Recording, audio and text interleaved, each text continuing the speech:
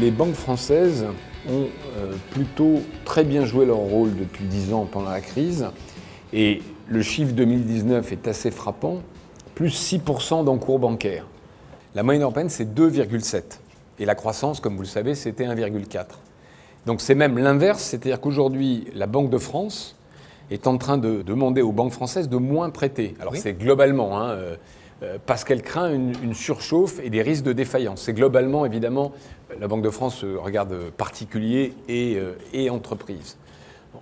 Après, il y a ce sur quoi elle prête. Et effectivement, elle prête plutôt à l'industrie, avec des actifs en face. Il faut qu'il y ait des assets en face, ou de l'immobilier.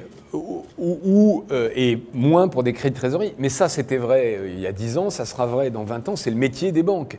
Donc je crois que les banques françaises jouent leur rôle. Je vais vous dire pourquoi elles jouent leur rôle d'ailleurs, parce qu'on a la chance d'avoir des réseaux mutualistes dont les exigences de rentabilité ne sont pas les mêmes. Le système de décision est beaucoup moins centralisé. Donc je pense que le problème en France de la trésorerie des entreprises, il n'est pas lié il y a toujours des exceptions au problème des banques. Il est lié à l'insuffisance de fonds propres. On a un capitalisme sans capital, enfin avec une insuffisance de capital, on le sait depuis longtemps.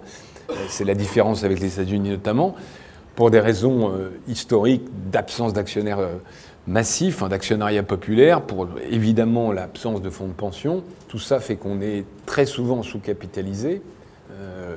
Et donc, on ne peut pas demander aux banques de remplacer ce point-là.